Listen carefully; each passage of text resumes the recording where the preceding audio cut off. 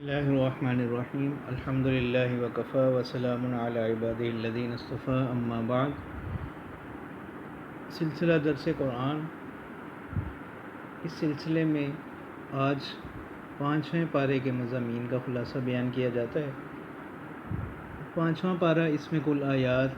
124 ہیں اور 18 رکوع ہیں۔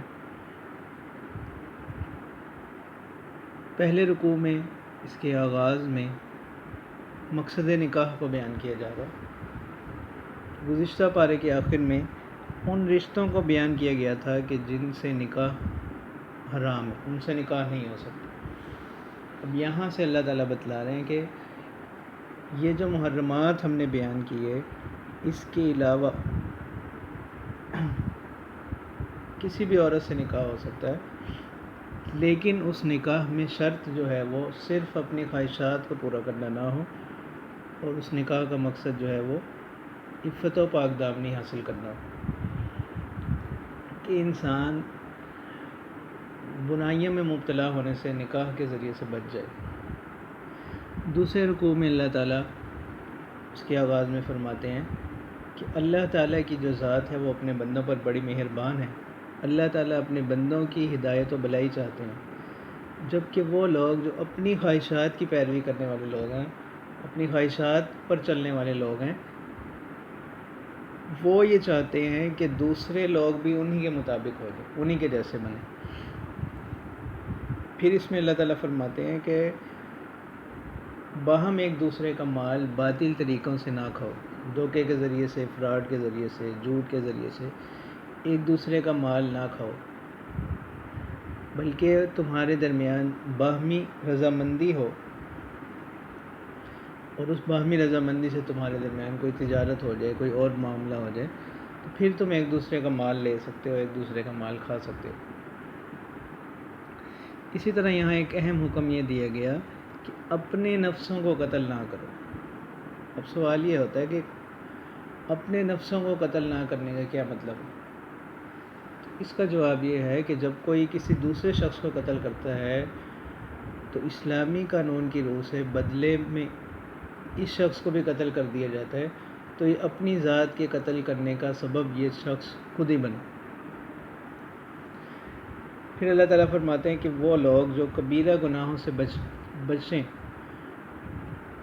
تو ان کو اللہ تعالیٰ کی طرف سے اللہ تعالیٰ ان کی باقی خطاؤں کو بھی معاف فرما دیں گے۔ اسی طرح یہاں پر حسد کی ممانعت کی گئی کہ حسد جو ہے وہ ایک انتہائی مہلک بیماری، ہلاک کر دینے والی باطنی بیماریوں میں سے ہے، اس سے بچنا چاہیے۔ اور اس کے ساتھ ساتھ یہاں بتلایا گیا کہ اللہ تعالیٰ سے اس کے فضل کو مانگنا چاہیے، حسد نہ کریں بلکہ اللہ تعالیٰ سے اس کے فضل کو طلب کریں کہ اللہ تعالیٰ جو اور نعمت کسی دوسرے کے پاس ہے وہ ہمیں بھی عطا ہو جائے۔ تیسرے رکوع میں اللہ تعالیٰ فرما رہے ہیں کہ ہم نے عورتوں کو یہ اعزاز بخشا کہ مردوں کو ہم نے ان پر نگہبان بنایا، کہ وہ ان کی کفالت بھی ان کے ذمہ ہے، ان کا نان نفقہ، ان کا خرچ سارا وہ مرد کے ذمہ ہے۔ اور عورتوں کے ساتھ مرد کو حسن سلوک کی تعلیم دی گئی۔ اگر کوئی ناچاکی کی صورت ہو جائے تو پھر اس وقت کیا کرنا ہے؟ اس وقت یہ ہے کہ دونوں فریقین کے گھروں والوں میں سے سمجھدار لوگ وہ ان کے درمیان اول تو وہ اس بات کی کوشش کریں کہ معاملہ ان کے درمیان کوئی صلح کی صورت پیدا ہو جائے، اور وہ لوگ کسی بھی فیصلہ کرنے میں اللہ تعالیٰ سے ڈرتے نہیں۔ پھر اسی طرح اس سے پہلے یہاں پر ایک اور صورت بتلائی گئی کہ اگر کوئی تعلقات کے اندر کوئی ناراضگی ہو گئی ہے یا نباہ نہیں ہو رہا، عورت نافرمان ہے، تو یہاں پر 3 مراحل بیان کیے گئے۔ وہ یہ ہے کہ سب سے پہلے جو ہے زوجین اپنے طریقے سے معاملہ حل کرنے کی کوشش کریں، جو چیز جھگڑے کی وجہ ہو اس کو ختم کرنے کی کوشش کریں، آپس میں ایک دوسرے سے مکالمہ کریں، اور پھر بھی اگر کوئی بہتری نہ ہو تو پھر بستر الگ کریں، اور تیسرے مرحلے پر ہے کہ اگر پھر بھی کوئی صورت نہیں بن رہی موافقت کی، اتفاق کی، تو پھر یہ مردوں کو حکم دیا گیا کہ ان کو مارو. اور عام طور پر یہ وہ حکم ہے کہ جس کو لے کر بہت زیادہ اعتراض بھی کیا جاتا ہے. تو اس میں دو باتیں. پہلی بات تو یہ ہے کہ یہ یہاں پر مختلف مراحل بیان کیے گئے ہیں، اور ان میں بھی آخری مرحلہ جو ہے اس میں مار کو ذکر کیا گیا. اور پھر یہ مار بھی ایسی ہے کہ جس کا مقصد اپنے کسی غصے کا اظہار، جذبات کا اظہار نہ ہو، اس کا مقصد بھی اصلاح اور بہتری. اور اس میں بھی شریعت کی تعلیم یہ ہے کہ چہرے پر مارنے سے منع کیا گیا.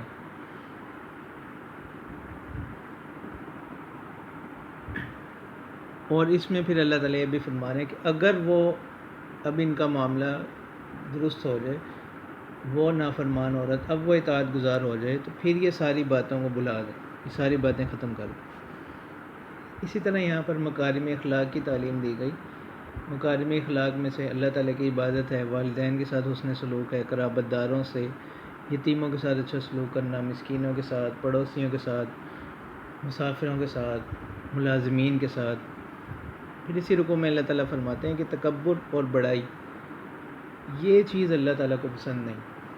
اسی طرح یہاں پر بخل کی مذمت کی گئی کہ مال کو اپنے پاس جمع رکھنا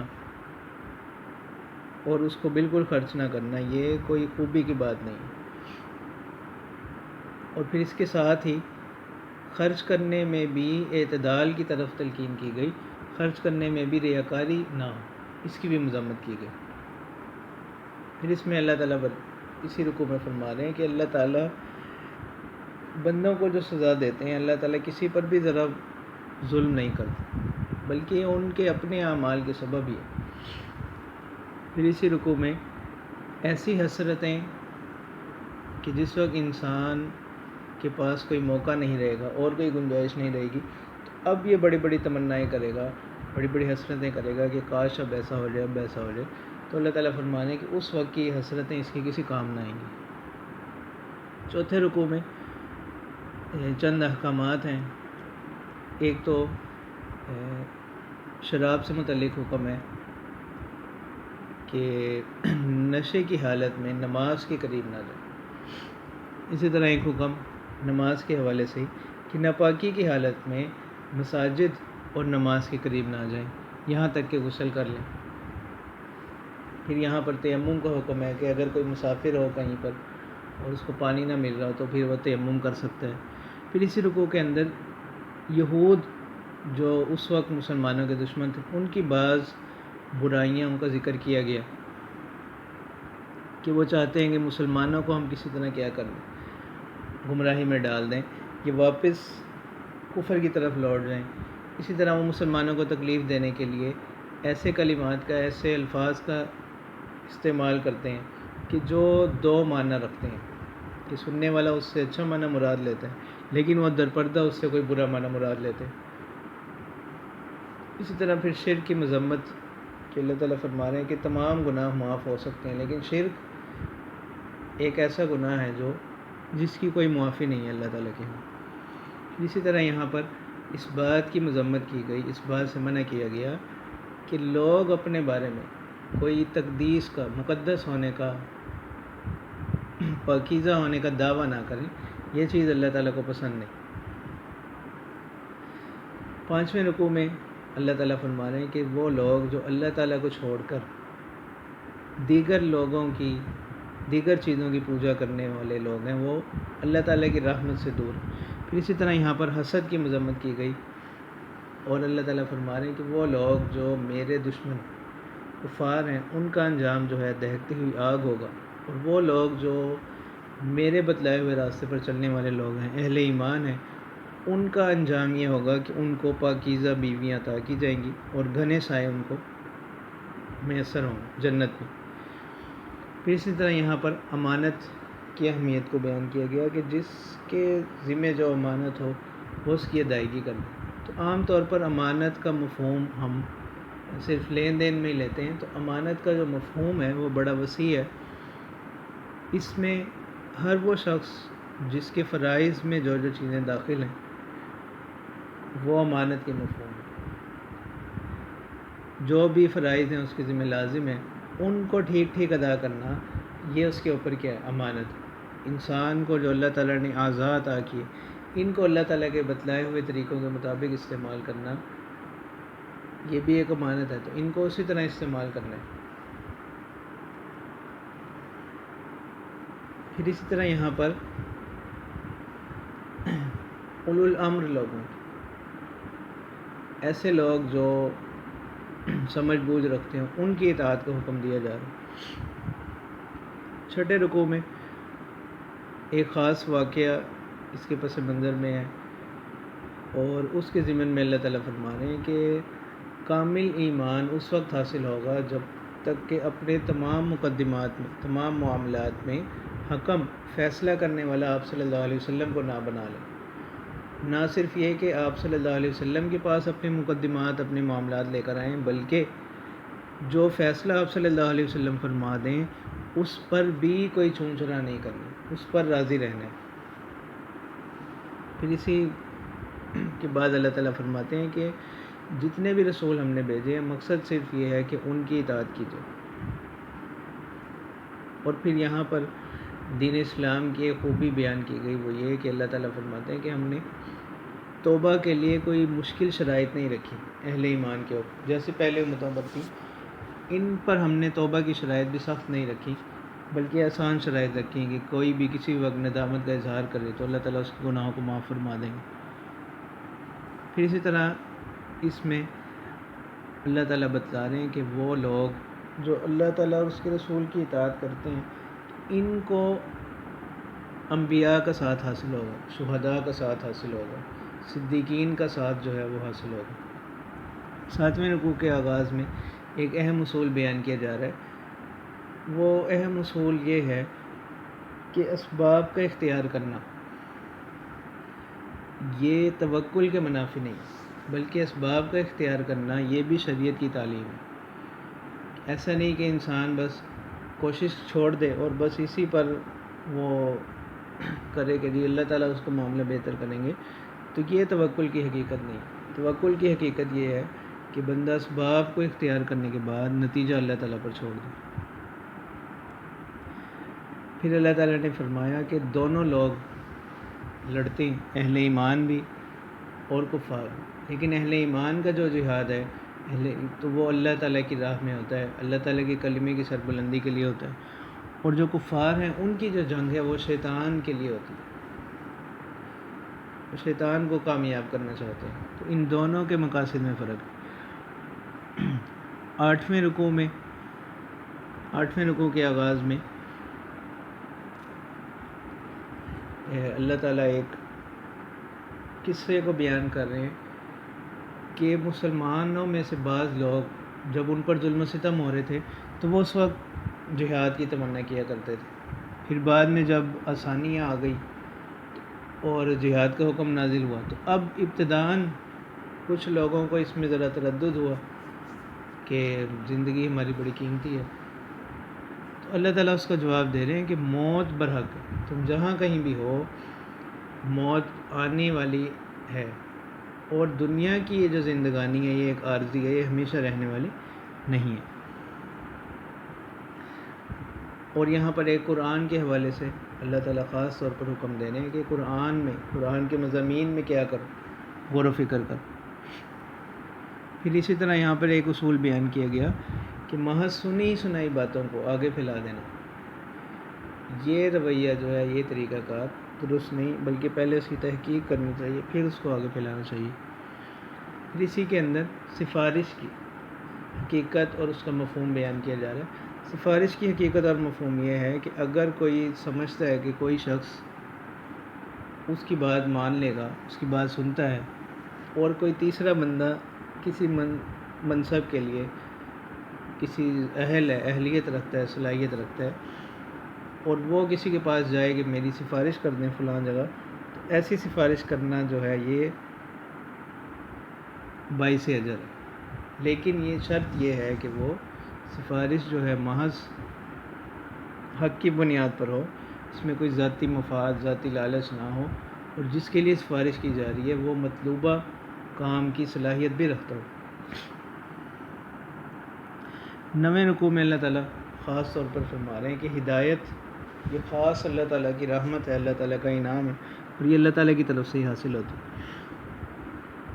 10ویں رکوع میں اللہ تعالیٰ بعض گناہوں کو اور ان کی سزاؤں کو بیان فرما رہے ہیں، اس میں سے ایک قتل ہے، اور قتل کے حوالے سے یہاں پر مختلف جو قتل کی اقسام ہیں اس کو بیان کیا گیا، اور اس کا کیا اس کی سزا ہوگی اس کو بیان کیا جا رہا ہے۔ تو یہاں خاص طور پر اللہ تعالیٰ فرما رہے ہیں کہ وہ جو کسی کو جان بوجھ کر قتل کر دے تو یہ اتنا بڑا گناہ ہے کہ اس کا بدلہ یہ ہوگا کہ یہ شخص ایک لمبے عرصے تک جہنم میں رہے گا۔ اور یہاں پر اللہ تعالیٰ نے ایک اور اصول بیان فرما رہے ہیں کہ وہ جو ظاہراً اسلام کا اقرار کر لے اور اپنے آپ کو مسلمان ظاہر کر دے اس کو قتل نہ کرو۔ 11ویں رکوع میں ہجرت کی اہمیت کو بیان کیا جا رہا ہے۔ ہجرت سے مراد یہ ہے کہ اللہ تعالیٰ کے دین کی خاطر ایک جگہ پر یا اگر دینی تعلیمات پر عمل کرنے میں کوئی مشکل پیش آ رہی ہے اس جگہ کو چھوڑ کر کسی ایسی جگہ چلے جانا جہاں پر شریعت کی تعلیمات پر چلنے میں کوئی دشواری کوئی مشکل نہ ہو، اس کو ہجرت کہتے ہیں۔ تو ہجرت ابتدائی اسلام میں فرض تھی، تو البتہ بعد میں اس کی فرضیت جو ہے وہ ختم کر دی گئی، لیکن ہجرت کی اہمیت بہرحال وہ باقی ہے، اور یعنی اس کے لفظی معنی ہی ہے کسی چیز کو چھوڑنا، جیسے حدیث مبارکہ میں بھی آتا ہے کہ بہترین ہجرت اس شخص کی ہے جو اللہ تعالیٰ کی منہیات کو چھوڑ دے، جن باتوں سے جن کاموں سے اللہ تعالیٰ نے روکا ان باتوں کو ان کاموں کو چھوڑ دے۔ 12ویں رکوع میں قصر نماز کا ذکر ہے کہ اگر کوئی سفر کی حالت میں ہو تو اب وہ نمازوں کو نماز میں پھر تخفیف کر دی گئی، قصر نماز کو حکم دیا گیا۔ پھر یہاں پر صلاۃ الخوف کا ذکر ہے کہ اگر کوئی دشمن کا خوف ہو جنگ میں تو اس وقت صلاۃ الخوف پڑھی جائے گی، اور کہ کچھ لوگ پہلے نماز پڑھیں گے اور کچھ لوگ دشمن سے مقابلہ کرتے رہیں گے، پھر یہ لوگ واپس جو میدان میں لوگ ہوں گے یہ نماز کے لیے چلے جائیں گے، اور جو پہلے نماز کے لیے گئے ہوئے لوگ تھے یہ واپس میدان کی طرف آ جائیں گے۔ تو یہاں صلاۃ الخوف کا ذکر کیا گیا۔ اور 13ویں رکوع میں اللہ تعالیٰ فرما رہے ہیں کہ ایک اہم اصول بیان کیا جا رہا ہے کہ جس کی بھی حمایت کرنی ہے اس میں انسان خوب سوچ سمجھ کر اس کی حمایت کرے کہ کل کو اس کو اللہ تعالیٰ کے سامنے جواب دہ ہونا پڑے گا۔ تو اس لیے اللہ تعالیٰ فرماتے ہیں کہ حق پرستوں کی حمایت کرو، اور وہ لوگ جو خیانت کرنے والے لوگ ہیں، دھوکے باز لوگ ہیں، چال باز لوگ ہیں، ان کی حمایت نہ کرو۔ یہیں پر استغفار کی اہمیت کو بیان کیا جا رہا ہے کہ اگر کوئی اللہ تعالیٰ کے حضور سچے دل سے استغفار کرے تو اللہ تعالیٰ اس کے گناہوں کو معاف فرماتا ہے۔ 14ویں رکوع میں ایک اہم اصول یہ بیان کیا گیا کہ اللہ تعالیٰ کی جو مدد ہے، اللہ تعالیٰ کی طرف سے جو نصرت تائید ہے، تو یہ ایک بڑی نعمت ہے۔ اور پھر یہاں پر ایک اہم اصول یہ بیان کیا گیا کہ زیادہ بولنا، زیادہ کلام کرنا اس میں کوئی خوبی نہیں ہے، ہاں مگر وہ کلام جو کسی نیکی کی بات پر مشتمل ہے یا کسی برے کام سے روکنے پر مشتمل ہے۔ اور پھر یہاں پر اللہ تعالیٰ فرمانے کہ وہ لوگ جو رسول کے بتلائے ہوئے راستے کو چھوڑ دیں اور عامت الناس جمہور مومنین مسلمان جس راستے پر چل رہے ہیں ان کو چھوڑ کر کوئی علیحدہ راہ اختیار کر لیں، ان کا انجام جو ہے وہ جہنم ہے۔ تو اسی آیت سے علماء نے استدلال کیا کہ اجماع مسلمانوں کا، علماء کا جو اجماع ہے وہ حجت ہے، کیونکہ حدیث مبارکہ میں آتا ہے کہ اللہ کے رسول صلی اللہ علیہ وسلم نے فرمایا کہ میری امت گمراہی پر جمع نہیں ہو سکتی۔ 15ویں رکوع میں اللہ تعالیٰ فرما رہے ہیں کہ شرک ناقابل معافی گناہ ہے، کہ اور تمام گناہوں کی معافی ہو سکتی ہے لیکن شرک کی معافی نہیں ہو سکتی، کیونکہ شرک ایسا ہی ہے جیسے کوئی ایک ریاست میں رہتے ہوئے کوئی اس ریاست کے نظام سے کیا کر لے، بغاوت کر لے، تو کوئی بھی عام دنیاوی ریاست بھی اس چیز کو برداشت نہیں کرتی، تو اللہ تعالیٰ کی ذات جو ہے وہ تو تمام بادشاہوں کے بادشاہ ہیں، تو وہ کیسے اس چیز کو برداشت کریں؟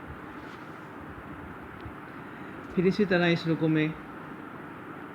منع کیا گیا کہ مرد عورتوں کی مشابہت اختیار نہ کریں اور عورتیں مردوں کی مشابہت اختیار نہ کریں، اور ایسا کرنے والے لوگ اللہ تعالیٰ کی رحمت سے دور ہوں۔ پھر یہاں پر محض امیدیں باندھنا، لمبی لمبی آرزوئیں کرنا، اس کی مذمت بیان کی گئی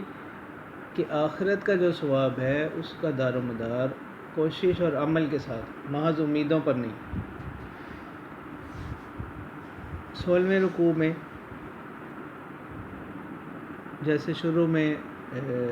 دوسرے رکوع میں میراث سے متعلق احکامات تھے، تو یہاں پر بھی عورتوں سے متعلق، عورتوں کی میراث سے متعلق دوبارہ تاکید کی جا رہی ہے، کیونکہ زمانہ جاہلیت میں اس چیز کا رواج نہیں تھا کہ وہ عورتوں کو میراث میں حصہ نہیں دیتے تھے، ان کو میراث کا مستحق ہی نہیں سمجھتے تھے، بلکہ عورت کو خود وہ مال میراث سمجھتے تھے۔ تو جب یہ میراث کے احکام نازل ہوئے تو اس میں کچھ لوگوں نے یہ سمجھا کہ یہ کوئی وقتی حکم ہے، کچھ عرصے کے بعد یہ ختم کر دیا جائے گا، تو دوبارہ یہاں پر تاکید کی جا رہی ہے اور ان کی اس غلط فہمی کو دور کیا گیا کہ یہ کوئی وقتی حکم نہیں ہے۔ اور اللہ تعالیٰ فرما رہے ہیں کہ زمین و آسمان میں جتنے بھی موجودات ہیں وہ سب اللہ تعالیٰ کی ملکیت ہے۔ 17ویں رکوع میں گواہی سے متعلق احکامات ہیں کہ اللہ تعالیٰ فرما رہے ہیں کہ گواہی اگر تمہیں کوئی دینی پڑے تو حق کے مطابق ٹھیک ٹھیک درست گواہی دو، اگرچہ وہ گواہی اپنے ہی کسی قریبی رشتہ دار کے خلاف ہی کیوں نہ، لیکن اس میں بھی حق کا ساتھ نہیں چھوڑنا، حق کا دامن نہیں چھوڑنا۔ اور پھر اس رکوع میں ایک اہم اصول یہ بیان کیا جا رہا ہے کہ ایسی مجالس جہاں پر آیات الہیہ کا، قرآن مجید کی آیات کا، شریعت کی تعلیمات کا، شریعت کی کسی حکم کا مذاق اڑایا جا رہا ہو، تو ایسی مجالس میں شرکت نہیں کرنی، یہاں تک کہ وہ کسی اور موضوع میں داخل ہو جائے، یعنی وہ جو پہلے وہ آیات کا، احکام کا مذاق اڑا رہے ہیں وہ کوئی اور بات شروع کر دیں تو پھر تو اس مجلس میں شرکت کر سکتے ہیں،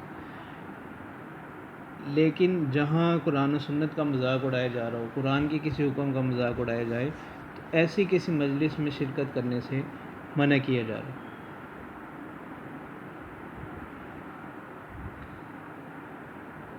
اور اگر کوئی غلطی سے بھول کر چلا بھی جائے تو جیسے ہی اس کو یاد آئے وہ اب وہاں مزید شامل نہ ہو، وہاں اب شرکت نہ کرے، کیونکہ پھر اسی سے ایک اہم اصول یہ معلوم ہوا کہ جس بات کو زبان سے کہنا گناہ ہے اس کو کان سے سننا بھی کیا ہے، گناہ۔ 18ویں رکوع میں منافقین کی مذمت بیان کی جا رہی ہے کہ اللہ تعالیٰ فرمانے کہ منافق وہ لوگ ہیں جو کہ مسلمانوں کو دھوکہ دینے کے لیے ظاہری طور پر اپنے اوپر اسلام کا لبادہ اوڑھے ہوئے ہیں، لیکن حقیقت میں وہ مسلمان نہیں ہیں، تو ان کا انجام، ان کی سزا یہ ہوگی کہ جہنم کے نچلے درجوں میں ہوں گے، نچلے طبقات میں ہوں گے، لیکن انتہائی اس کی گہرائی میں یہ لوگ ہوں گے۔ اور آخر میں اللہ تعالیٰ اسی پارے کے آخر میں ایک خوبصورت اصول بیان فرما رہے ہیں کہ اللہ تعالیٰ کی طرف سے جو عذاب آتا ہے اس کا دار و مدار جو ہے وہ کفر پر اور اللہ تعالیٰ کی نافرمانی پر ہے، تو بغیر کفر کے اور بغیر نافرمانی کے اللہ تعالیٰ کسی کو عذاب نہیں دیتا۔ تو اللہ تعالیٰ فرماتے ہیں کہ ما یفعل اللہ بعذابکم، کہ اللہ تعالیٰ کو کیا سروکار ہے تمہیں عذاب دینے سے، اللہ تعالیٰ تمہیں کیوں عذاب دیں گے، ان شکرتم وآمنتم، اگر تم اس کی قدردانی کرتے رہو گے، اگر تم اس کا شکر کرتے رہو گے، وآمنتم، اور ایمان لاؤ گے۔ تو معلوم ہوا کہ عذاب کی جو بنیاد ہے وہ کفر پر ہے اور اللہ تعالیٰ کی نافرمانیوں پر ہے۔ تو جس میں یہ دو صفات پائی جائیں، شکر اور ایمان، ایسے لوگوں کو اللہ تعالیٰ عذاب نہیں دیں گے۔ اسی پر اس پارے کا جو ہے وہ اختتام ہوتا ہے۔ تو دعا ہے کہ اس بارے میں جتنی بھی خیر کی باتیں اللہ تعالیٰ کی طرف سے بتلائی گئیں، ہمیں ان باتوں کو اپنی زندگیوں میں اپنانے کی اللہ تعالیٰ توفیق عطا فرمائے، اور جتنی بھی باتیں اس میں نقصان کی ہیں اور جن سے بچنے کا حکم دیا گیا، اللہ تعالیٰ ان سے ہمیں بچنے کی توفیق عطا فرمائے۔ وآخر دعوانا ان الحمد للہ رب العالمین۔